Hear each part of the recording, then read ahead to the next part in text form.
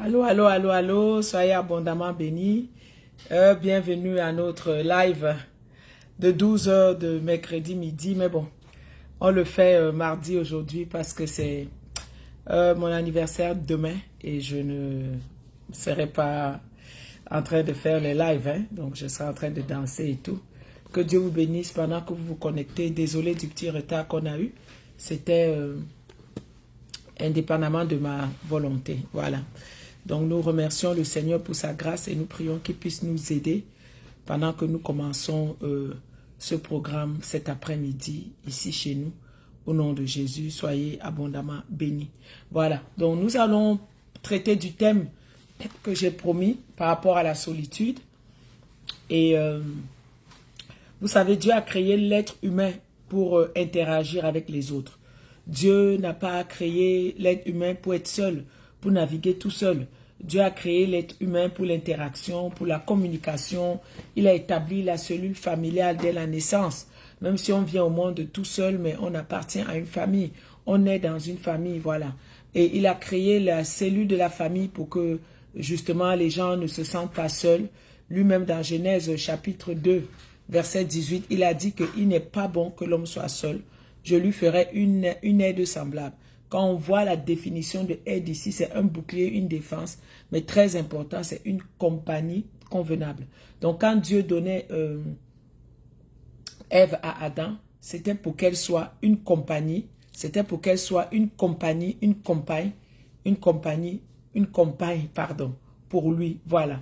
Donc, nous voyons que l'ennemi est venu tout gâter, mais ce n'était pas la volonté de Dieu que l'homme puisse être seul quelque part. Même quand nous lisons dans le livre d'Ecclésiaste, la Bible dit « Tel homme est seul et sans personne qui lui tienne de près. Il n'a ni fils ni frère, pourtant son travail n'a point de fin. » Et au verset 9, il dit « Deux valent mieux qu'un, parce qu'ils retirent un bon salaire de leur travail. » Donc, car s'il tombe, l'un relève son prochain, mais malheur à celui qui est seul et tombe, sans avoir un second pour le relever. De même, si deux couchent ensemble, ils auront chaud. Mais celui qui est seul, comment aura-t-il chaud? Voilà. Si quelqu'un est plus fort qu'un seul, les deux peuvent lui résister. Et la corde à 3 fils ne se rompt pas facilement. Je commence à prier que toute chaîne, tout fardeau, tout joug de solitude dans ta vie soit brisé au nom de Jésus. Que tout bâton de solitude que l'ennemi a mis sur ton cou, pour que ta vie soit dans la peine, pour que ta vie soit dans la douleur, pour que ta vie soit dans l'abandon et la solitude soit cassée, soit brisée au nom de Jésus-Christ de Nazareth. La Bible est claire, il dit que deux valent mieux que un, parce que si un tombe, l'autre va pouvoir le relever. Voilà. Et tout homme qui est seul, qui n'a personne pour l'aider, ce n'est pas bien. Donc le Seigneur ne veut pas que nous soyons seuls, mais le Seigneur veut que nous ayons de la compagnie. Une chose à retenir ici d'abord, c'est qu'il y a une différence entre être seul et se sentir seul. Voilà. On peut être seul, mais sans se sentir seul. De même qu'on peut être au milieu de la foule, entouré de beaucoup de gens, et se sentir seul. Donc nous devons comprendre qu'ici, il y a deux aspects à la solitude. Il y a la solitude, pardon, qui peut être positive, et il y a l'isolement, qui est le côté négatif de la solitude. On peut être seul, mais sans se sentir seul. Il y a des gens même qui aiment être seuls, ils se suffisent à eux-mêmes, ils aiment quand ils sont seuls. Tout comme tu peux être entouré de la foule, entouré des gens, entouré des personnes autour de toi, mais tu es complètement seul. Pourquoi? Parce que la solitude, c'est un état d'esprit, c'est une émotion qui est due au sentiment de séparation avec les autres. Voilà. Et c'est là où l'aspect négatif vient en termes d'isolation. Voilà. Donc, quand on traduit le mot hébreu par seul ou désert dans l'Ancien Testament, ça signifie seul, solitaire, abandonné. Ce n'est pas désert d'un lieu, mais c'est désert de la solitude, du sentiment d'abandon. Voilà. Et c'est un sentiment de grande tristesse quand on réalise qu'on est seul, qu'on est abandonné, que plus personne ne s'intéresse à nous, que plus personne ne se soucie de nous. C'est vraiment triste, voilà. Il faut savoir qu'on peut se sentir seul dans n'importe quelle circonstance. On peut se sentir seul à n'importe quel âge. On peut se sentir seul, même lorsqu'on est entouré du monde. Même lorsqu'on a un mari, on a une femme, on a des amis, on a des connaissances. Mais c'est un sentiment de l'âme d'être isolé, d'être coupé de véritables contacts humains. Voilà. La solitude aussi, ou se sentir seul, c'est se sentir incompris. C'est de ne pas réussir à trouver sa place. Peut-être dans un groupe social, peut-être dans une église, peut-être dans quelque chose. Et ça peut réellement nous plonger dans un désarroi complètement total. Voilà. Maintenant, j'ai dit qu'il y a le bon côté à la solitude et il y a le mauvais côté à la solitude. Et des fois même la solitude dans notre marche avec le Seigneur, dans notre vie, peut être même primordiale, peut être même nécessaire. Maintenant, parlons de l'isolement. L'isolement, c'est la mauvaise solitude. Voilà, les deux situations sont proches, mais il y a juste une différence entre les deux. Isolement, c'est la douleur d'être seul. La douleur d'être seul. Mais au contraire, solitude exprime la gloire d'être seul. On le verra tout à l'heure. Donc, il n'est pas nécessairement obligé de se retrouver seul. Comme j'ai dit tout à l'heure, pour souffrir d'isolement. On peut être entouré de la foule, entouré des personnes et souffrir d'isolement. On peut être dans la foule, mais se sentir désespérément seul. Donc, on n'a pas vraiment besoin de ça. Voilà. Et on décrit l'isolement comme une situation où un individu est séparé du reste de son environnement. Où un individu est séparé du reste de son environnement. Voilà. Donc, c'est quelqu'un qui vit une sorte d'isolement. Ou c'est quelqu'un qui est moralement seul. Voilà. Quelqu'un qui est moralement seul. Moralement ou physiquement seul. C'est un peu ça l'isolement. Donc, c'est la douleur d'être seul. Donc, ça va au-delà de la solitude. C'est vraiment la douleur. L'isolement, c'est la douleur d'être seul. Voilà. Donc, c'est une situation où on est séparé du reste de son environnement. Une situation, par exemple, que nous subissons. Prenons l'exemple du prophète Élie. Quand on va dans 1 Roi 19, verset 10, Élie dit que quand il a pris la fuite devant l'annonce de Jézabel, il a pris la fuite et il est parti et Dieu l'a rencontré. Mais qu'est-ce que tu fais ici, Élie? Dans 1 Roi 19, Élie va se plaindre, il va se plaindre, il va se plaindre. Mais après, qu'est-ce qu'il va dire? Il va dire, je suis resté seul. 1 Roi 19. Il a dit, j'ai déployé mon zèle pour servir l'Éternel.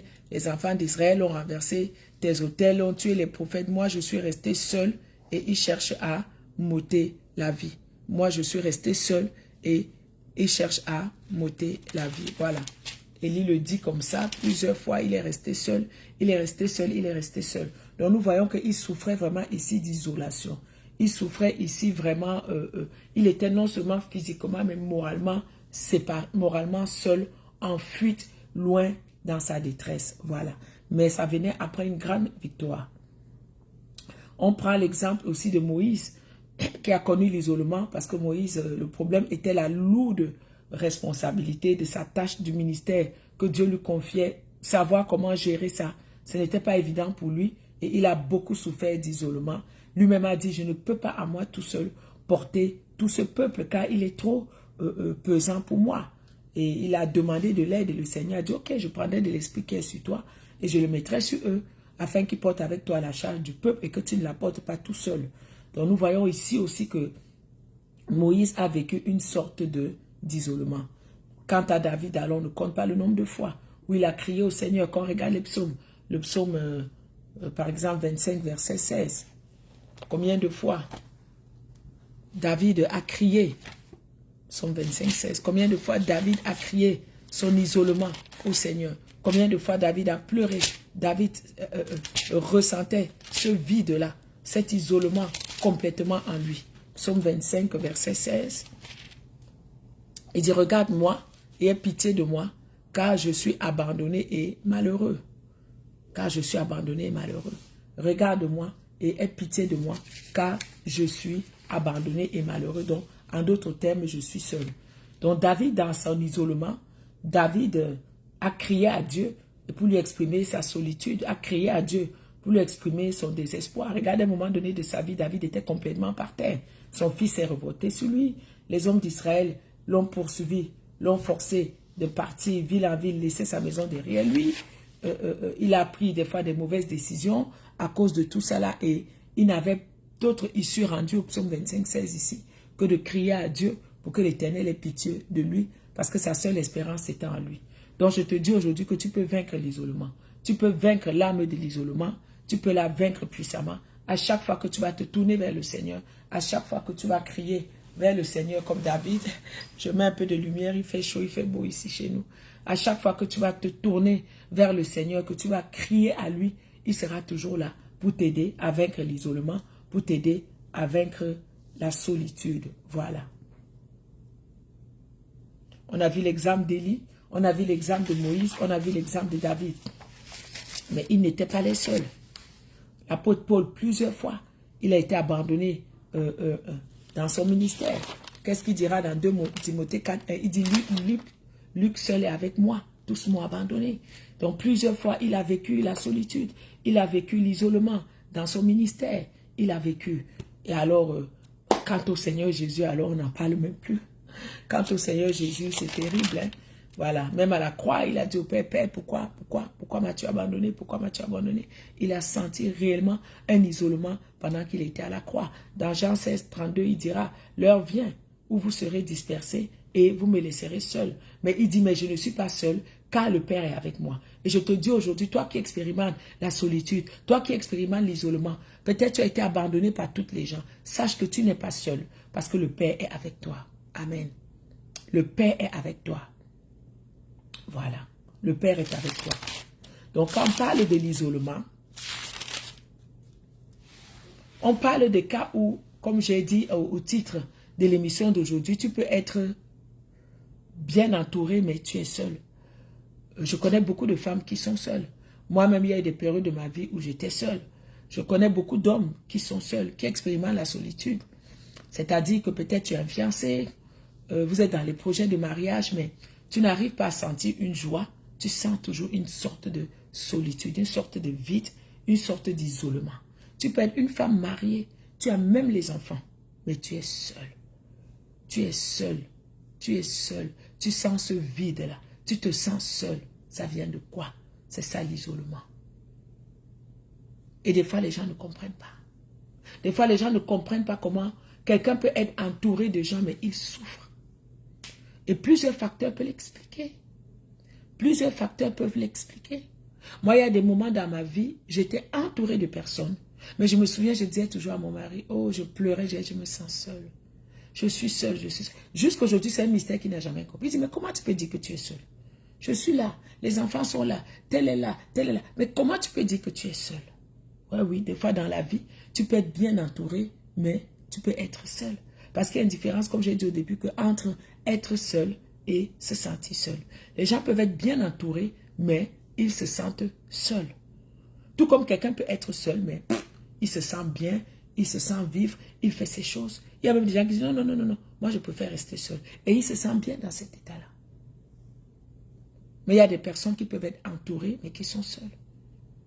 Quand des fois tu n'es pas bien compris, quelles sont les causes de cet isolement-là, de ce sentiment de solitude? Quelles sont les causes? On a vu tout à l'heure de Moïse, du Seigneur Jésus, de Paul. Ça peut être la charge du ministère. Ça peut être la charge du travail que tu as accompli. Surtout dans le cas de Moïse. Dépendamment de la mission que Dieu te confie. Peut-être ta mission, c'est être pasteur. Peut-être ta mission, c'est être évangéliste. Peut-être ta mission, c'est être un homme d'église. Peut-être ta mission, c'est... Dieu t'amène à impacter les gens positivement. Dieu t'amène à les sortir de leurs mauvaises actions pour les mettre sur le droit chemin. Dieu t'amène à aider les gens, à aller vers les gens. Mais les gens ne voudront pas nécessairement s'accorder avec ce que tu vas leur dire. Les gens ne voudront pas nécessairement écouter ton conseil. Les gens ne voudront pas nécessairement travailler leur caractère, se discipliner, et ils vont se retourner contre toi alors que tu es venu leur faire du bien. Regardez Moïse, quand il allait séparer la bagarre et en cours de route, il a tué l'Égyptien. Lui pensait qu'il faisait bien. Mais c'est son même frère qui s'est tourné pour dire que je sais ce que tu as fait. Quel isolement il n'a pas ressenti. Des fois, à cause de la mission, à cause de ton appel, à cause de ton ministère, tu vas sentir un lourd sentiment d'isolement parce que les gens vers qui Dieu t'envoie ne voudront pas ton ministère. Combien de fois j'ai dit à Dieu, Seigneur, pourquoi tu m'as donné ce ministère? Tu me demandes d'aller vers les gens, mais les gens me rejettent toujours. Pourquoi? Combien de fois j'ai posé la question au Seigneur? Combien de fois j'ai pleuré au Seigneur? Parce que je me sentais isolée, parce que je me sentais seule, parce que je me sentais complètement seule. Donc des fois la charge, ta mission, ton appel, dépendamment aux objectifs à atteindre que le Seigneur te donne, peuvent te faire ressentir comme Moïse, peuvent te faire ressentir comme Paul, ce sentiment d'isolement. Voilà. Parce que quand les gens ne veulent pas travailler leur caractère, quand les gens ne veulent pas t'écouter, surtout quand ils se retournent contre toi, toi tu es venu leur faire du bien, mais ils se retournent après contre toi. Tu te sens vraiment démoli, tu te sens vraiment seul, quoi. Voilà. Tu te sens vraiment, vraiment seul. C'est bien beau qu'ils reviennent 10 ans plus tard, 8 ans plus tard, comme j'ai des fois des gens qui viennent, ah vraiment, à l'époque quand tu me parlais, je ne comprenais pas, je n'avais pas su, ouais, mais ça fait 8 ans là, et les blessures de l'isolement que j'ai eu entre-temps, la guérison. Donc, ça peut être une cause de l'isolement. La mission, l'appel que Dieu te donne dans le corps de Christ peut t'amener à être isolé. Beaucoup de pasteurs sont isolés. Beaucoup de pasteurs vivent une vie d'isolement. Même beaucoup de chrétiens aujourd'hui dans le corps de Christ, avec la méfiance, on ne sait pas qui est qui. On fait du bien, on nous rend le mal. Tout ceci, tu as confiance aux gens. Demain, tu réalises que ce n'étaient pas vraiment des vrais chrétiens. Ils sont venus te montrer l'apparence de la spiritualité. Tu réalises 6 mois plus tard que vraiment, ils n'étaient même pas réellement convertis. Ça amène à poser des questionnements et ça t'amène à vouloir te distancer. Ça t'amène à vouloir t'isoler. Moi, si c'est comme ça, je ne suis pas venu à l'église chercher les problèmes. Vous voyez? Ça ne commence pas loin. Ça ne commence pas loin. Imaginez comme Jean-Baptiste. Comment il s'est senti dans cette prison. Comment il s'est senti quand on lui décapitait la tête. Qu'est-ce qu'il avait fait de mal? Si ce n'est de dire à quelqu'un que ce que tu fais n'est pas bien. Il n'est pas bien de prendre la femme de ton frère. Qu'est-ce qu'il avait fait de mal? Pour qu'on l'isole ainsi. Pour qu'on le tue comme un malfrat. Qu'est-ce qu'il avait fait de mal? Beaucoup se sentent dans l'isolement. Moi, j'ai toujours dit que les douleurs les plus grandes que j'ai vécues jusqu'ici sont venues de l'église. Sont venues du corps de Christ. Combien de fois je me suis sentie seule? Combien de fois je me suis sentie isolée? Parce que les gens me rejetaient. Parce que les gens me traitaient pour qui je n'étais pas. Mais parce que je voulais leur bien. Combien de fois j'ai vécu cet isolement et cette solitude? Donc ça peut être dû à ton ministère, à ton appel, à ce que le Seigneur te demande de faire et à la réaction des gens. Comment les gens te traitent, comment les gens agissent en fonction de ça. Voilà. L'isolement aussi peut être dû à une mauvaise fondation familiale. Voilà. Il y a des fondations familiales où il y a un modèle familial qui fonctionne avec le rejet. Avec le rejet, c'est comme si toute ta vie il y a un esprit de rejet qui te suit, d'incompréhension, de disputes, de scandales et de haine sans cause. Il y a des gens comme ça, on les haït pour rien. On les haït gratuitement, ils n'ont rien fait. Il y a des gens comme ça. Il y a comme un esprit de dispute qui accompagne ta vie. Donc rien ne peut se passer en paix pour toi. Il faut toujours qu'il y ait des disputes. Donc il y a toujours comme quelque chose que le diable amène des scandales. Des scandales, rien. Il faut toujours qu'il y ait des scandales. Souvent c'est une fondation d'esprit de rejet. Souvent c'est un modèle familial. Parce qu'il y a des familles, comme j'ai toujours dit, le modèle de ta famille a été érigé des siècles avant que tu viennes dans ce monde. Il y a des familles où le rejet est vraiment le modèle familial. Donc quand tu nais dans cette famille-là, tu es appelé automatiquement à être rejeté. Si tu ne te tiens pas réellement debout, vraiment dans la prière terrible, mais ces fondations-là vont te mener la vie dure. Il y aura toujours, malgré tes interactions avec les gens, malgré le bien que tu pourras faire aux gens, il y aura toujours un rejet. On va toujours te rejeter. On va toujours trouver quelque chose à dire. On va toujours trouver quelque chose à te reprocher. Et ça va t'amener dans l'isolement. Parce que tu ne comprends pas pourquoi tu fais du bien aux gens. Tu ne comprends pas pourquoi tu es bien avec les gens. Tu ne comprends pas pourquoi tu te soucies d'eux. Mais c'est demain eux qui te font le mal. Moi, les gens à qui je n'ai jamais fait de bien ne m'ont pas fait de mal. Ceux qui me font le mal chaque jour, c'est ceux à qui j'ai fait du bien. C'est ceux à qui j'ai ouvert les portes. C'est ceux que j'ai aidés. Et quand tu arrives à ça, veux ou pas, ça te plonge dans un état de détresse, ça te plonge dans un état d'isolement. Mais il faut vaincre cela. Il faut aller au-delà de cela. Moi, j'ai dit que je ne vais pas devenir méchante parce que les gens me font la méchanceté. Non, je ne vais pas descendre à leur niveau. Je continuerai à rester la fille de mon père. Je continuerai à faire du bien avec beaucoup de sagesse, avec beaucoup de discernement, Parce qu'il y a même des gens à qui tu fais du bien, c'est même pas le Seigneur qui est derrière ça. Des fois, c'est nos propres émotions. Voilà. Donc, il y a une mauvaise fondation familiale d'esprit de rejet qui peut t'amener dans l'isolement. Je veux que tu pries maintenant et que tu déclares, Seigneur, je libère le feu de Dieu. Père, je libère le feu. Je libère le feu dans ma fondation familiale. Je libère le feu dans ma fondation ancestrale. Je libère le feu dans ma fondation générationnelle au nom de Jésus. Et je maudis les pouvoirs de modèle familial de rejet de la maison de mon père, de la maison de ma mère. Répète encore, je maudis les pouvoirs des modèles familiales de la maison de mon père, de la maison de ma mère, de rejet, de disputes, de scandales, de haine sans cause, dans le nom de Jésus-Christ de Nazareth. Répète que toute exécution du modèle familial de rejet dans ma vie soit détruite, soit déracinée, dans le nom de Jésus. Je libère le feu contre toutes les racines de rejet. Je libère le feu contre toute racine de dispute. Je libère le feu contre toute racine d'incompréhension. Je libère le feu contre toute racine de rejet, dans le nom de Jésus. Dans le nom de Jésus, esprit de rejet, tu quittes ma vie maintenant au nom de Jésus, tu quittes ma maison, tu quittes la vie de mes enfants. Je t'interdis de te transférer sur la vie de mes enfants au nom de Jésus. Là où tu t'es déjà transféré, je brise tout transfert de rejet, de modèle familial de rejet sur la vie de mes enfants, sur ma vie, dans le nom de Jésus-Christ de Nazareth. Je commande à partir d'aujourd'hui, les gens vont m'accepter. Je commande à partir d'aujourd'hui, les gens vont m'aimer. Je commande qu'à partir d'aujourd'hui, les gens vont m'apprécier au nom de Jésus-Christ de Nazareth. Merci Seigneur au nom de Jésus. Amen. Une autre cause spirituelle de l'isolement, ce sont les autels qui ont pu être établis dans la maison de ton père, dans la maison de ta mère. Et c'est pour ça que je veux que tu élèves ta voix. Tout autel d'isolement, tout autel de rejet, tout autel qui a été établi dans la maison de mon père et de ma mère pour plonger ma vie dans le rejet, soit abattu au nom de Jésus, soit détruit au nom de Jésus, soit annulé au nom de Jésus, soit renversé au nom de Jésus, soit déstabilisé au nom de Jésus-Christ de Nazareth. Amen. Une autre cause de l'isolement, c'est les mauvaises langues qui s'élèvent contre toi. C'est les mauvaises paroles que les gens disent. On salit ta réputation. On invente des choses sur toi. On assassine ton caractère. On assassine ta moralité. On assassine ton comportement. Et ça cause que tu es isolé parce que les gens ne savent plus qui tu es. Pour ceux qui te connaissaient déjà ou ceux qui ne te connaissent pas, les gens ne savent pas qui tu es. Et les gens vont se baser sur ce qu'on leur a dit et ils vont commencer à te rejeter. Ils vont commencer à t'isoler. Ils vont commencer à t'ignorer. Ils vont commencer à te fermer les portes. Même là où ils t'invitaient, ils ne vont plus t'inviter parce qu'ils ont entendu quelque chose qui a été dit sur toi.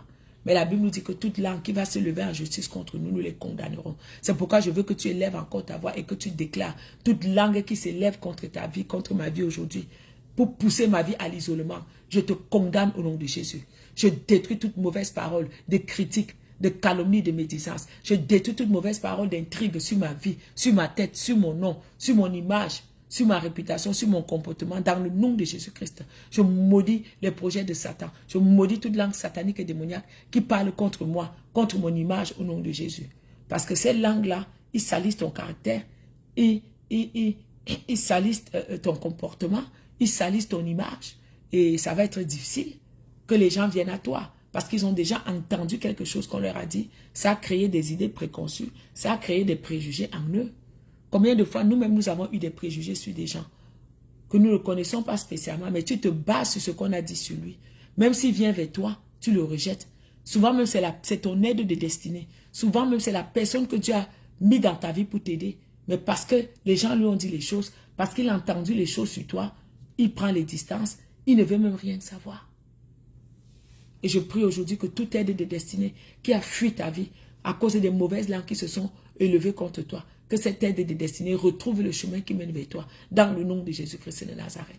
Que le sang de Jésus efface de sa mémoire et détruise de ses oreilles toute parole négative qu'il a entendue de toi et qui revienne dans ta vie au nom de Jésus. Parce qu'il y a des bonnes personnes que le Seigneur a destinées, que le Seigneur a prédestinées à rejoindre ta vie. Mais le diable va se battre à travers l'esprit d'isolement, à envoyer les mauvaises personnes dans ta vie, à ce que tu t'attaches aux mauvaises personnes et les bonnes personnes partent loin de ta vie. Tu peux aussi subir l'isolement parce qu'on t'a fait passer pour une personne difficile, pour une personne dure. Moi, c'est souvent mon cas. Voilà, des fois, les gens ne se cachent pas. Oh, elle est difficile. Oh, elle est dure. J'étais des mains dans une église, quand le pasteur me présente aux gens, il dit, c'est une femme dure. J'étais comme, waouh. Vous voyez comment on peut envoyer des rumeurs et ça devient maintenant que C'est un caractère qu'on t'impose. Et je leur dis toujours, je ne suis pas une femme dure. Je suis une femme intègre. Je suis une femme qui fait des efforts pour marcher dans la justice de Dieu, qui fait des efforts pour marcher dans l'intégrité de Dieu. Mais comme aujourd'hui, les gens font du n'importe quoi, les gens se comportent n'importe comment, quand ils voient que tu es rigide dans tes principes, quand ils voient que tu es radical dans ta marche avec Dieu, on va te donner l'étiquette que tu es Dieu. Je dis, je ne suis pas Dieu. Je ne suis pas Dieu. Je ne suis pas Dieu. Et je suis une femme intègre. C'est deux choses différentes. Que toute étiquette satanique et démoniaque qui t'a été étiquetée et qui te plonge ta vie dans l'isolement, que cette étiquette soit lavée de ta vie par le sang de Jésus, au nom de Jésus.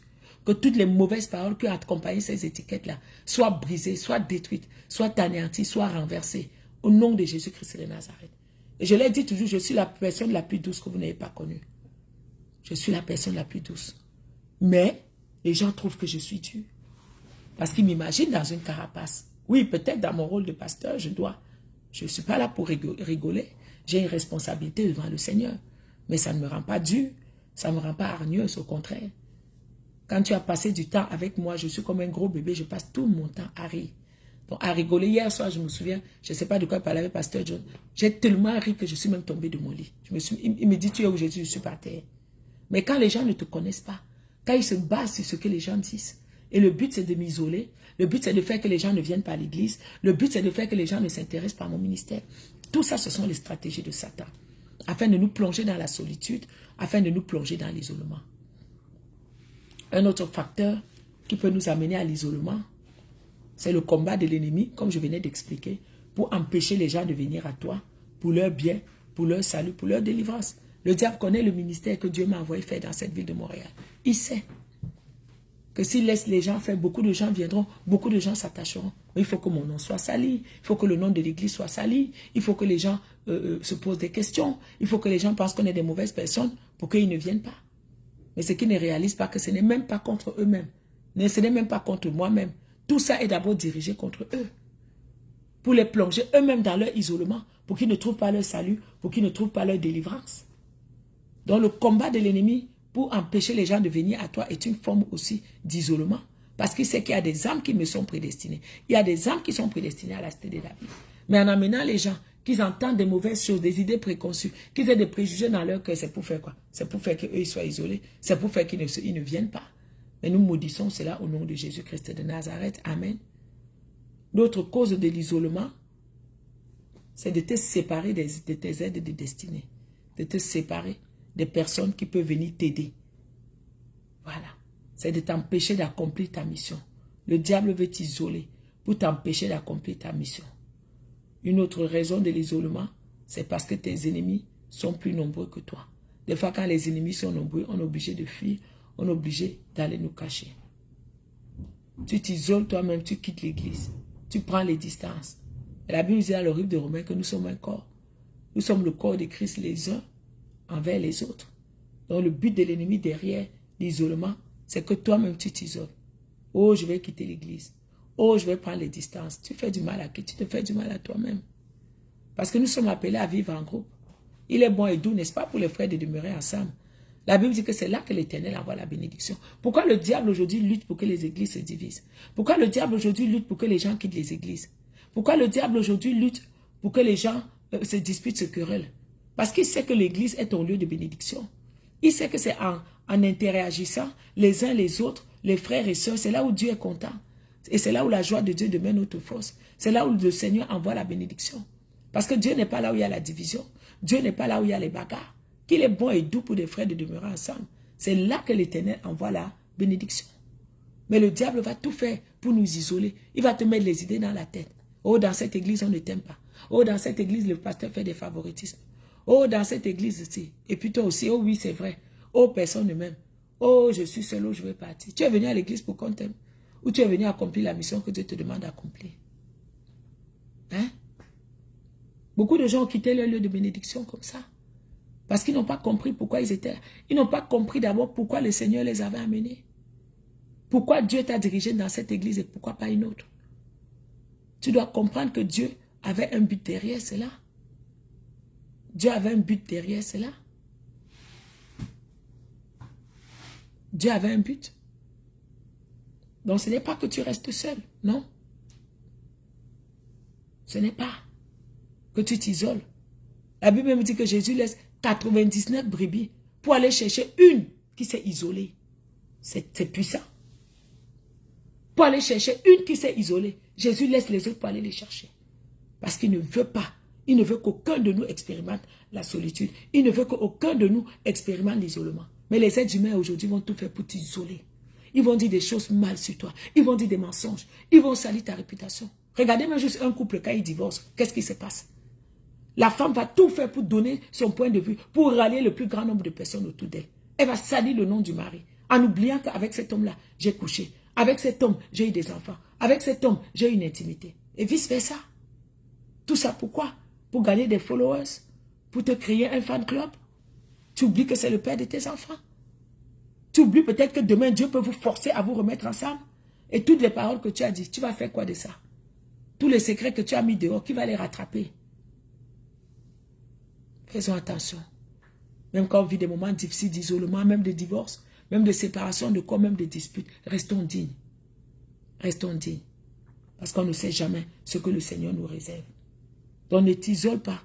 D'autres aussi choisissent eux-mêmes de s'isoler. Ne t'isole pas toi-même. Si tu as l'impression dans l'église, si oh les gens ne m'aiment pas, oh les gens ne me saluent pas, peut-être tout ça aussi c'est dans ta tête.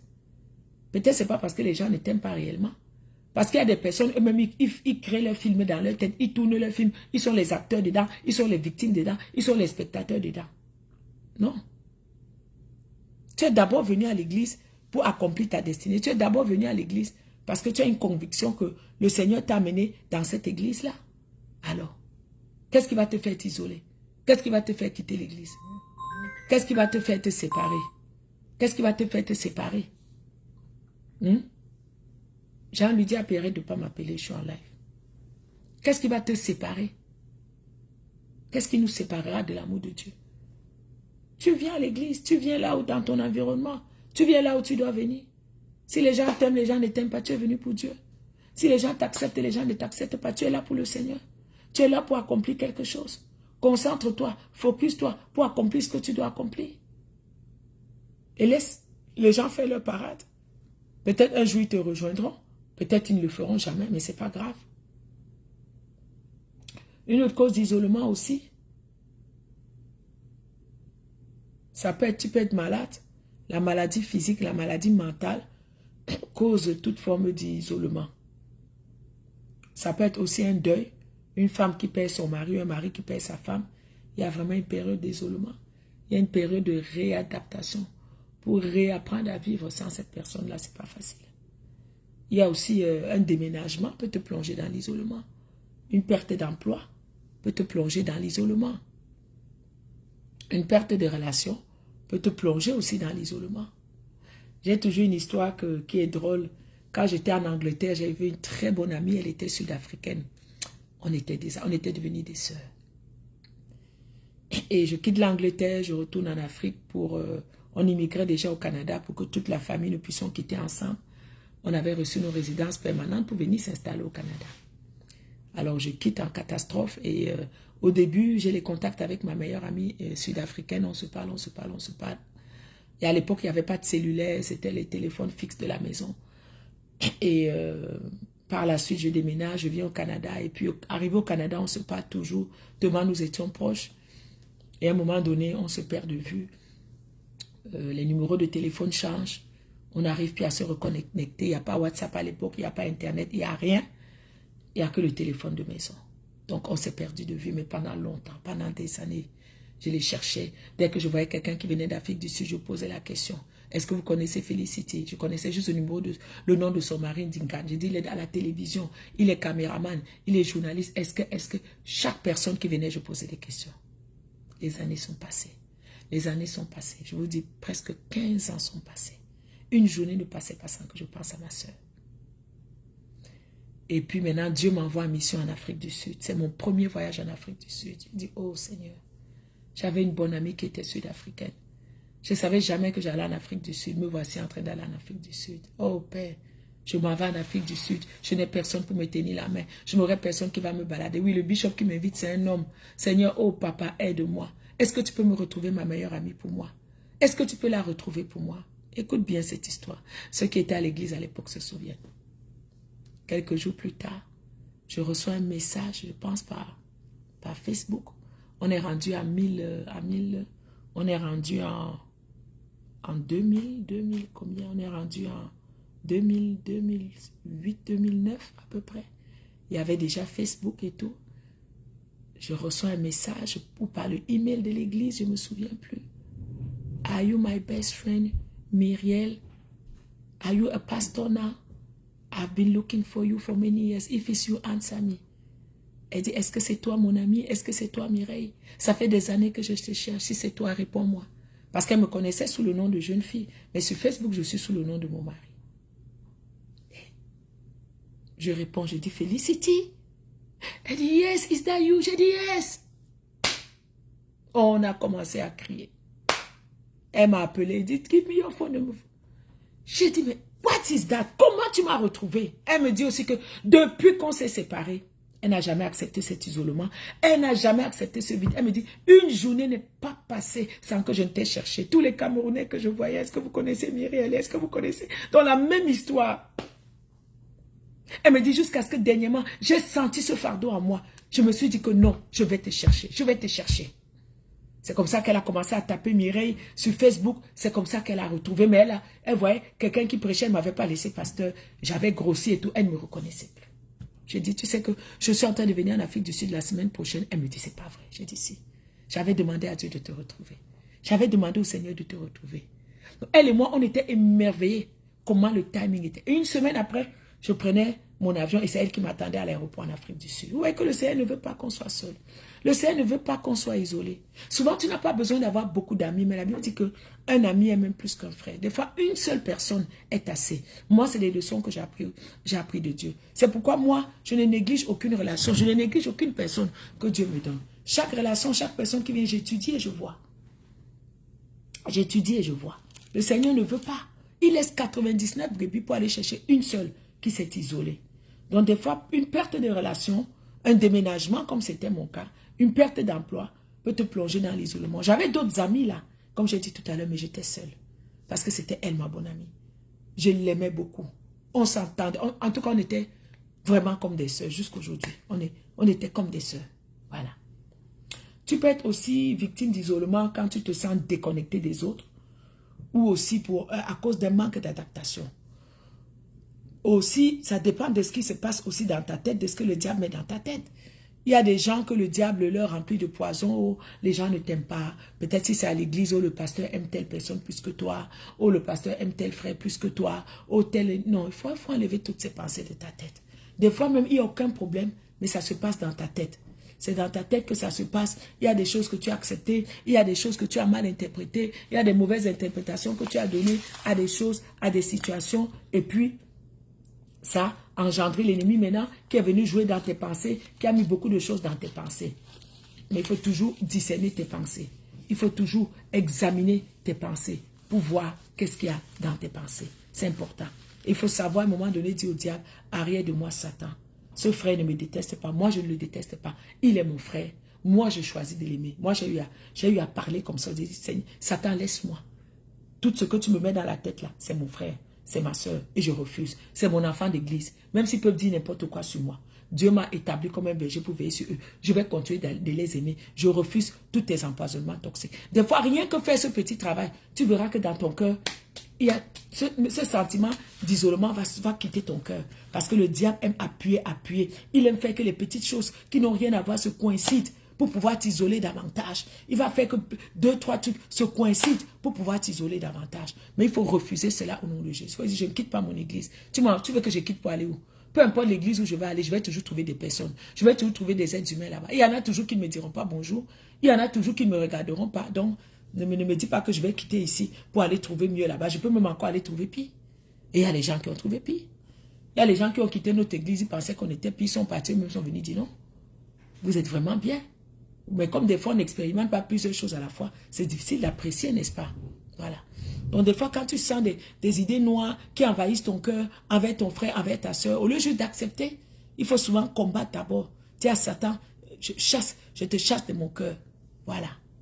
Tu peux aussi être victime d'isolement à cause d'un veuvage. Une femme qui devient veuve, un mari qui devient veuf. Voilà. Ton mari peut t'abandonner aussi, peut divorcer. Et ça peut te créer l'isolement dans ta vie. Voilà. Il y a aussi l'isolement et la solitude des personnes âgées. Rien que parce qu'ils sont âgés, ils sont seuls. Parce que les gens ne viennent plus leur rendre visite, parce qu'ils sont ennuyeux, parce qu'ils ne deviennent plus là à comprendre, parce qu'ils te demandent plus d'énergie. Ils peuvent être seuls. Voilà. Il y a l'isolement parce qu'on est malade, parce qu'on est exclu de la société, ou on est exilé, ou voilà, à cause de notre tempérament aussi. Il y a des gens qui aiment la solitude, il y a des gens qui aiment rester seuls, il y a des gens qui n'aiment pas être entourés de personnes. Il y a des gens aussi comme ça. Voilà. Donc, c'est un peu ça. Une chose qu'on doit aussi comprendre quand on vient à Christ, il y a un premier isolement qu'on expérimente. Quand une première solitude, plutôt quand on accepte Christ comme notre Seigneur et Sauveur, nous sommes seuls. À la conversion, au baptême, nous sommes seuls. Décider de servir Dieu, nous sommes seuls. Voilà. Donc, mais une chose positive, c'est que par la suite maintenant, nous réalisons que quand notre âme est unie au Seigneur, Jésus, on n'est plus seul. Pour l'éternité, notre solitude est terminée. Et c'est là que je voudrais t'amener à réaliser cette bonne nouvelle en Christ-là, qu'il a dit qu'il ne t'abandonnera jamais. Il a dit qu'il ne te délaissera jamais. Il est avec toi chaque jour jusqu'à la fin du mois. Quand tu viens à Christ, tu es seul, mais une fois que ton âme est unie à lui, tu n'es plus seul. Il te dit, ne t'inquiète pas, ne promène pas les regards inquiets. Il dit, je suis là. Combien de fois le Seigneur nous assure qu'il est là? Combien de fois le Seigneur nous assure qu'il est là? Et des fois, nous aimons nous accrocher à ce sentiment de solitude. Des fois, nous aimons nous accrocher à ce sentiment d'affliction parce que ça nous apporte je ne sais quoi. Voilà. Mais nous devons comprendre qu'au milieu même de la solitude, de l'isolement, nous devons voir Christ. Nous devons voir le Seigneur. Voilà. Et l'autre partie, là j'ai parlé de l'isolement, j'ai parlé de l'aspect négatif de la solitude. Mais maintenant je vais parler de l'aspect positif de la solitude. Parce qu'il y a un aspect positif à la solitude. C'est très important de pouvoir comprendre ça.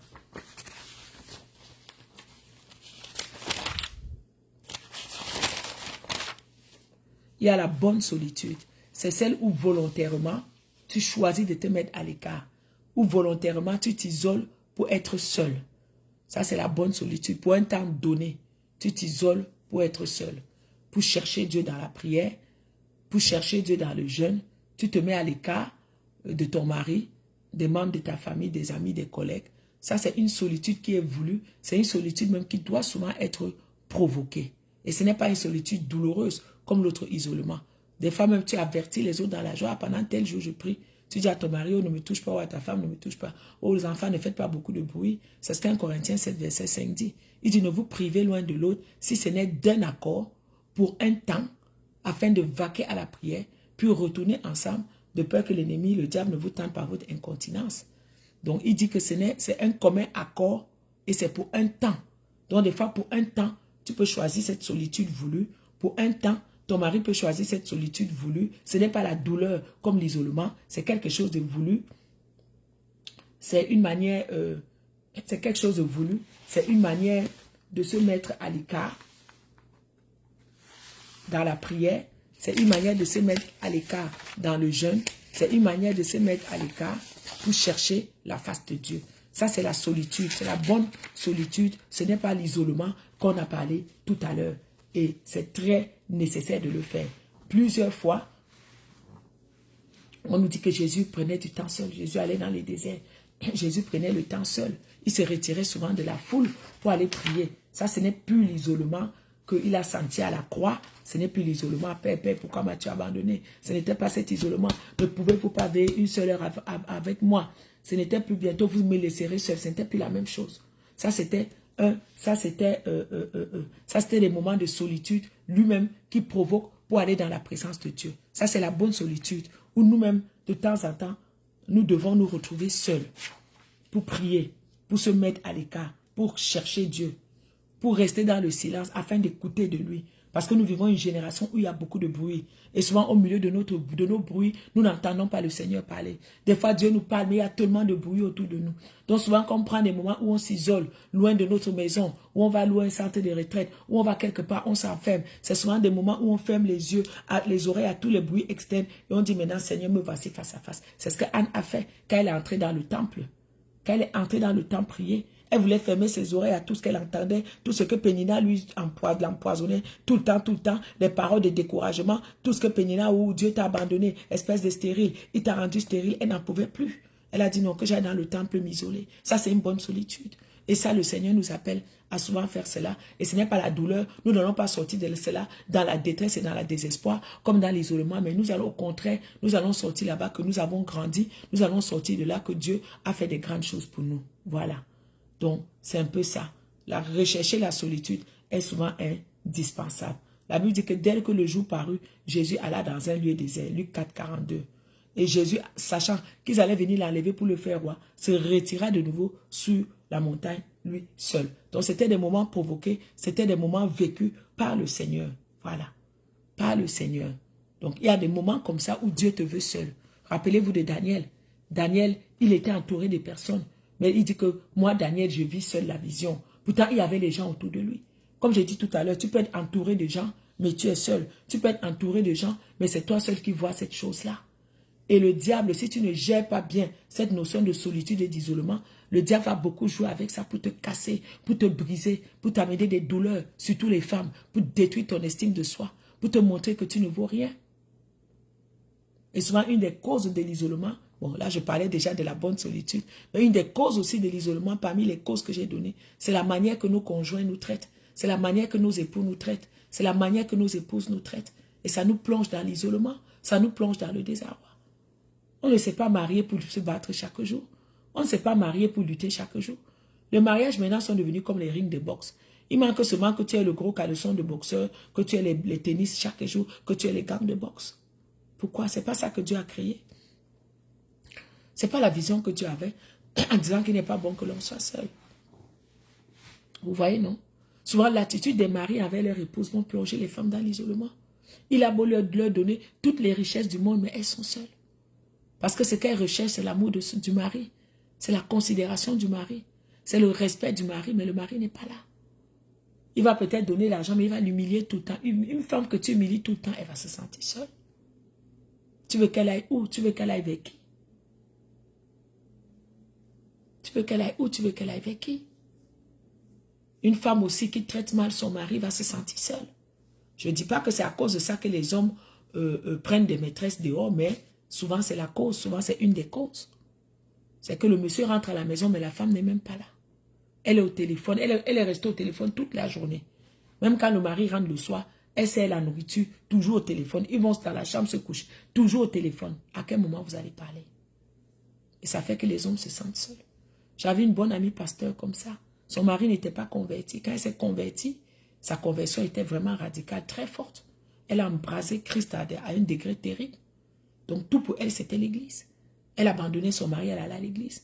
Même pour cuisiner, elle ne cuisinait pas la plupart du temps. C'est la bonne, c'est les bonnes, c'est les saintes. Des fois, le mari rentre à midi, il veut parler à la femme n'est pas là. Et il allait prendre une maîtresse dehors, avec qui il a même fait des enfants. Vous voyez?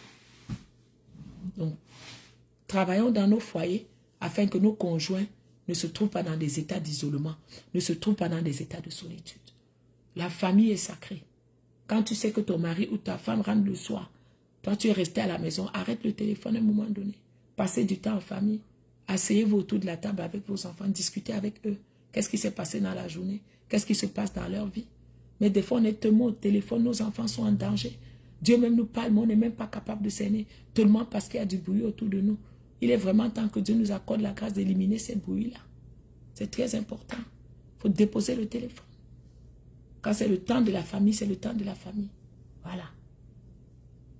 Donc je continue à parler de la bonne solitude qui est provoquée, qui est vécue, qui est des temps, qui peut être des temps de réflexion, qui peuvent être des temps de compréhension, qui peuvent être des temps où tu saisis les choses sous une autre vision. Rappelez-vous dans Matthieu 15, 23, après l'annonce de l'exécution de Jean, Jésus s'est mis à l'écart. Il a envoyé des disciples sur la barque et il a renvoyé la foule. Il est retourné à son ministère.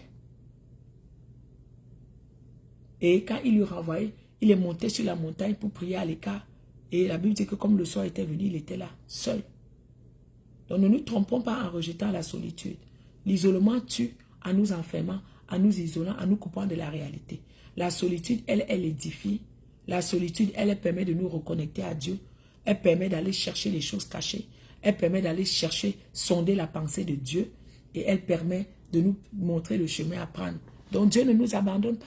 Il a dit, je suis avec vous tous les jours jusqu'à la fin du monde. Je ne t'abandonnerai pas. Je ne te délaisserai pas. Ça, c'est une promesse irréfutable de la nouvelle alliance. Dieu ne peut pas t'abandonner. Dieu ne peut pas te délaisser. Quand tu sens ce sentiment d'isolement, quand tu sens ce sentiment de solitude, alors il faut chasser ça. Ça ne vient pas de Dieu. C'est l'ennemi qui veut t'accabler. C'est l'ennemi qui veut te rendre malheureux. C'est l'ennemi qui veut te rendre malheureuse. Oui, même si les gens t'ont abandonné, mais Dieu ne t'a pas abandonné. Auprès du Seigneur, tu as toujours le recours. Tu as toujours l'assurance qu'il est avec toi. Moi, c'est ça qui m'a aidé dans ma vie à tenir. Je n'ai pas eu beaucoup de grâce jusqu'ici d'être aimé, d'être entouré, d'être... Moi, pour que quelqu'un m'aime, il faut d'abord qu'il me déteste. Et puis 10 ans plus tard, il va réaliser que ce que je lui ai dit là, qui a fait qu'il me déteste, en fait, c'est son bien que je voulais. Donc, je n'ai pas été habitué à trop ça. Mais j'ai fait de Jésus mon tout à ma nouvelle naissance. J'ai fait du Seigneur mon tout. Le Seigneur me comble tous les vides. Aujourd'hui, je n'ai pas d'amis. J'en ai pas vraiment nécessairement pour vivre ou pour exister. J'en ai pas. J'ai le mari, j'ai les enfants, c'est bon. Ce sont mes amis, ce sont mes personnes. Donc, je n'ai pas les problèmes d'affection. Je n'ai pas les problèmes de chercher l'affection, d'affectivité. Parce que les gens vont te faire chier. Les gens vont te faire le chantage. Les gens ne seront même pas sincères. Moi, les amitiés là que je dois me méfier de toi là, je préfère rester seul. À quoi ça sert? Ça ne sert à rien. Moi, je ne sais pas faire semblant. S'il y a quelque chose qui ne va pas, je te dirai la vérité. Si je ne suis pas capable de te dire la vérité, ça ne sert à rien qu'on soit un ami. Moi, ma bonne amie que je parle, on se disait les vérités. Il y a des moments, je lui dis, ça fait mal, mais c'est la vérité. Il y a des moments où elle me dit la vérité, ça fait mal, et c'est la vérité. Vous voyez, non? Donc, c'est important.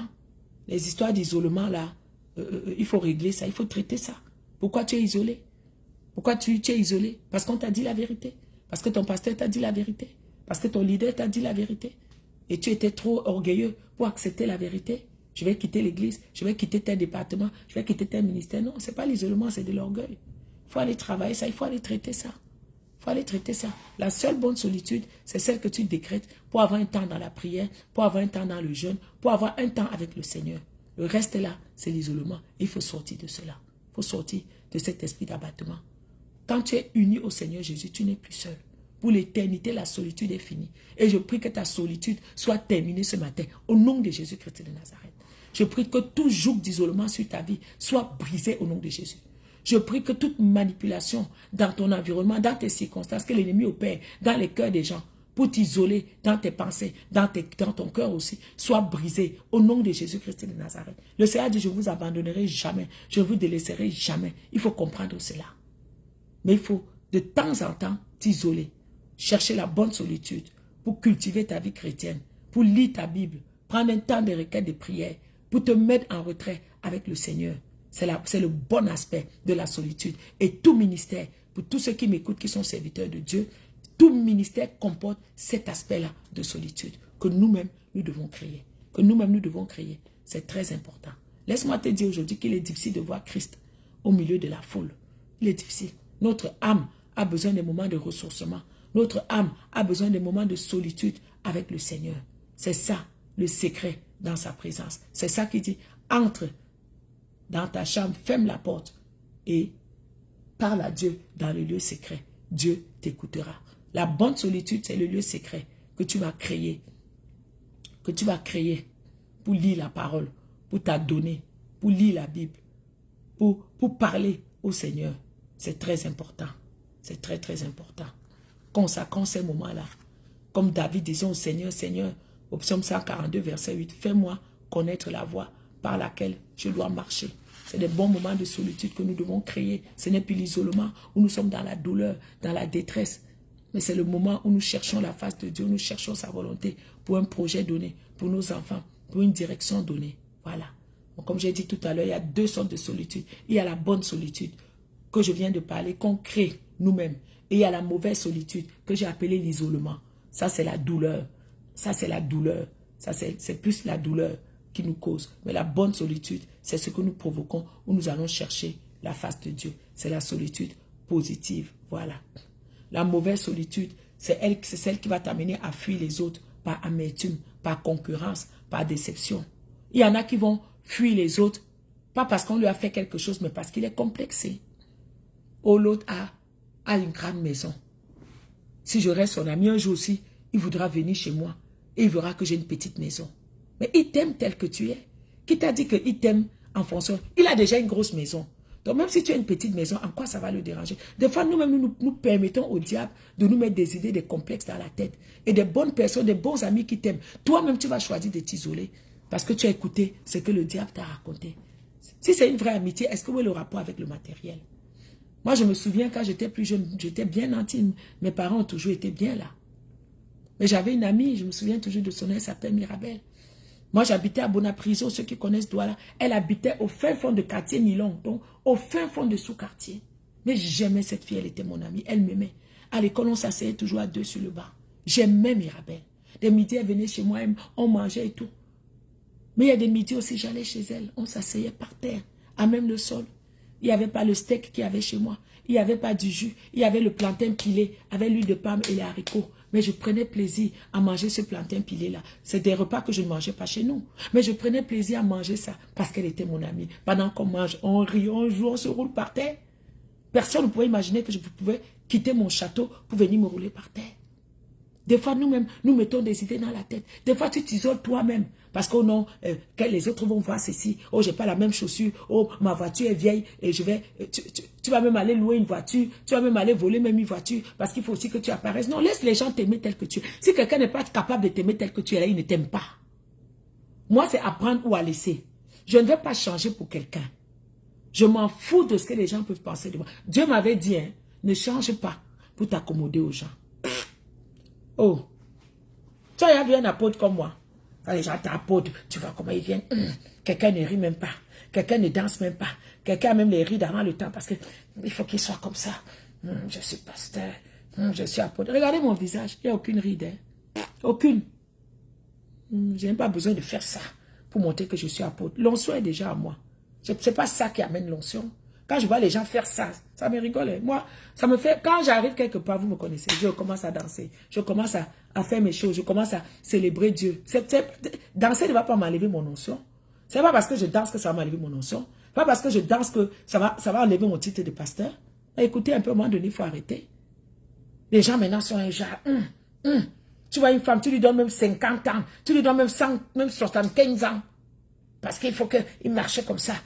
Je suis pasteur. Moi, je ne suis pas dedans. Hein. Quand je viens dans ton église, là, commence d'abord par me montrer là où je vais danser. Voilà. Ok.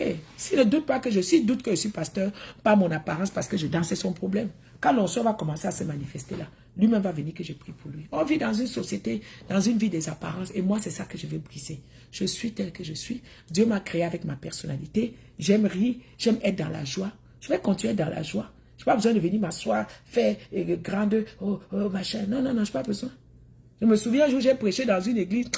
Donc, dès que je suis entré comme ça, là, dans la salle, j'ai commencé à danser, à danser, à danser. Après, directement, délivrance. Délivrance, les démons sautaient de partout. Les gens étaient contents. Je voyais un pasteur qui était là, et j'ai bizarre qui me regardait. Après, on m'a dit, hey, maman, tu es venue nous sauver. Je dis, pourquoi? Parce que avant que tu n'entres, le pasteur qui est passé avant toi, c'était un campement aussi de quoi là. Elle dit que oui, les hommes de Dieu, vous ne vous respectez pas. Vous venez vous danser n'importe comment.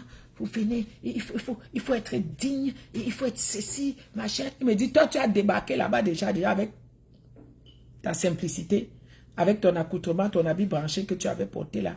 Tu as débarqué, tu as dansé et l'onction s'est manifestée. Il est resté seulement comme ça. Je dis, ah bon? C'est ce qui s'est passé parce que vous savez, quand il y a des conventions, un pas avant, tu n'es pas nécessairement là. Mais elle a vraiment été confondue. C'était une femme. Elle a été vraiment confondue. Elle a été confondue. Ce n'est pas dans les apparences que l'onction de Dieu ne va pas se manifester. Je sais que l'onction est à moi. Je peux danser, sauter, faire le grand écart. Mais quand je viens après t'imposer les mains, la l'onction va travailler dans ta vie. Ce n'est pas les apparences. Ce n'est pas les apparences. Et moi, c'est quelque chose que je refuse. Quand on veut me mettre dans ça, là, je dis pardon, je ne suis pas là. Si vous voulez marcher entre vous là, partez. Moi, je vais rester moi, tel que je suis là. Parce que la joie de Dieu a toujours été ma force. Et la joie de Dieu sera toujours ma force. Pourquoi je ne me sens pas dans l'isolement? Même si je n'ai pas beaucoup d'amis. Parce que j'ai toujours été une personne joyeuse. Dans ma joie, j'ai trouvé ma délivrance. Dans ma joie, j'ai trouvé la paix. Dans mon rire, si je ne riais pas, si je n'étais pas comme je suis, je ne serais même plus vivante. Parce que les tragédies que j'ai vécues dans ma vie, où le diable a voulu me plonger dans le gouffre d'isolement, j'ai toujours refusé. J'ai toujours ri. Même dans le mal, je trouve moyen de rire. Même dans le rejet, je trouve moyen de rire. Même dans la trahison, dans la déception, je trouve moyen de changer ça en rire. Ça me garde jeune. Pas de rite. Et c'est mon anniversaire demain. Ouh, pas de rite. Ma cinquantaine est en train de monter. Pas de rite. Reste tel que tu es. Ne te mets pas des idées dans la tête. Ne vis pas une vie de complexe. Si ton ami se moque de toi et ne t'aime pas parce que tu n'es pas de même standing matériel que lui, ce n'est pas un bon ami pour toi, laisse-le tomber. Un bon ami va t'aimer pour qui tu es. Il ne va pas t'aimer pour ce que tu as. Il va t'aimer pour qui tu es. Un bon ami viendra chez toi, il s'assiera par terre. Comme je m'assieds par terre chez mon ami Mirabel. C'est ce qu'un bon ami va faire. Voilà. Donc, la solitude mauvaise va te faire fuir les autres par concurrence, par esprit de rivalité, par amertume, par déception, par blessure, par jugement sur autrui. Mais ne t'enferme pas dans la solitude. Ne t'enferme pas, ne quitte pas ta communauté, ne quitte pas ton église, n'abandonne pas ta famille, n'abandonne pas tes frères et sœurs. N'abandonne pas. Des fois, c'est le diable lui-même qui te met les idées dans la tête. Mais adopte la bonne solitude où tu te retires de temps en temps pour prier, pour te ressourcer spirituellement, pour chercher la face de Dieu. C'est ce qui dit que quand tu pries, entre dans ta chambre, ferme derrière la porte et prie le Père qui est là, qui voit dans le lieu secret, qui voit dans les lieux secrets. Donc la bonne solitude peut être des moments de recul, de meilleure compréhension, de réflexion sur soi. Vous voyez même quand, comment il s'appelle encore? Ah, j'ai oublié le nom. Quand il a touché l'arche, son nom m'échappe. Uza. Quand il a touché l'arche et il est mort, David a pris un temps d'isolement. Il est allé pendant 3 mois, il s'est isolé, il a cherché la face de Dieu. Il a dit que la même arche qui a tué Uza, la même arche est en train de bénir la maison d'Obed-Édom. Donc il y a quelque chose qui ne va pas. Il y a quelque chose que je n'ai pas compris. Il s'est retiré. Et Dieu lui a montré comment il fallait faire. Dieu lui a montré comment il fallait qu'il transporte l'arche. Il avait fait la première fois, mais selon la méthode humaine, il fallait qu'il fasse selon la méthode de Dieu. Les Lévites n'étaient pas impliqués. Il a dit, parce que vous n'étiez pas là la première fois.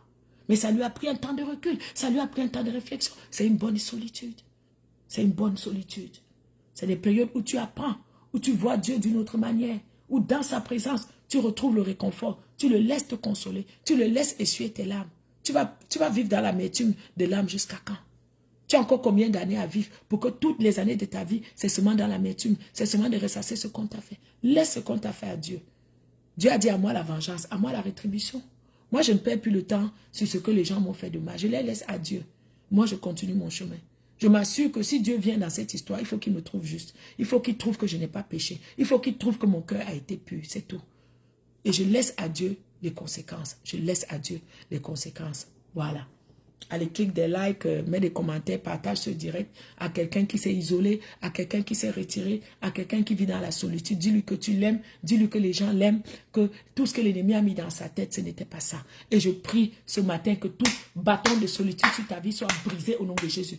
Tout bâton d'isolement dans ta vie soit brisé au nom de Jésus. Que tous tes ennemis qui complotent pour dire des mensonges sur toi, pour t'isoler, que leur plan échoue, que leur programmation échoue au nom de Jésus. J'annule toutes les mauvaises paroles qu'on prononce contre toi, toutes les mauvaises paroles pour t'étiqueter, pour salir ton image, pour salir ton nom, pour salir ta réputation. Que toute étiquette satanique et démoniaque qu'on a mis sur toi, oh, elle est dure, elle est difficile. Que ces étiquettes tombent ce matin au nom de Jésus. Là où on t'a étiqueté, là où on t'a catégorisé, là où on t'a mis dans la boîte, sors de la boîte aujourd'hui au nom de Jésus. Je prie qu'à partir d'aujourd'hui, le voile que le diable a mis sur les yeux des gens pour qu'ils ne te voient pas tel que tu es, pour qu'ils ne voient pas l'amour que tu as pour eux, que ce voile soit déchiré. Et les écailles que le diable a mis dans les yeux des gens gens, dans les cœurs, dans les pensées des gens, pour qu'ils se dressent contre toi, pour qu'ils assassinent ton caractère, pour qu'ils te rejettent, pour qu'ils ne te voient pas à ta bonne valeur, que ces voiles soient brûlées par le feu, que ces écailles tombent par l'épée, au nom de Jésus, au nom de Jésus. Je prie aujourd'hui que le sang de Jésus visite les cœurs des gens à ton égard, que le sang lave tout mauvais dépôt qu'il y a dans leur cœur, que le sang de Jésus visite leurs yeux, que le sang lave, déchire toute voile qu'ils ont contre toi, parce que des fois le diable va voiler les gens contre toi, pour qu'ils te voient en mal, pour qu'ils ne te voient qu'en mal, que ça soit détruit aujourd'hui au nom de Jésus. Je prie que dans les pensées, tous ceux qui pensent du mal de toi, que le sang de Jésus visite leurs pensées, que le sang de Jésus lave leurs pensées, que le sang de Jésus purifie leurs pensées à ton égard au nom de Jésus, que tout voile satanique et démoniaque, tout pan de mur que le diable avait mis dans les cœurs des gens contre toi soit brisé, tout blocage qu'il avait mis dans les cœurs des gens contre toi soit brisé, tout obstacle qu'il avait mis devant toi en salissant ta réputation, que ta réputation soit restaurée, que ton image soit restaurée, que ton caractère soit restauré au nom de Jésus-Christ de Nazareth, au nom de Jésus-Christ de Nazareth. Que Dieu te bénisse abondamment et que la puissance maléfique de l'isolement dans ta vie soit brisée au nom de Jésus. Que toute attaque de Satan pour t'isoler, pour te boxer dans un coin, soit détruite, soit réduite au silence au nom de Jésus-Christ de Nazareth. Agis puissamment, roi de gloire, pour la vie de mon frère et de ma soeur. Restaure l'équilibre, restaure la réputation de tous ceux qui ont été isolés, de tous ceux qui vivent la mauvaise solitude. Papa, change leur cœur aussi. Seigneur, enlève dans leur cœur les préjugés, les perceptions, les mauvaises perceptions. Au nom de Jésus-Christ de Nazareth.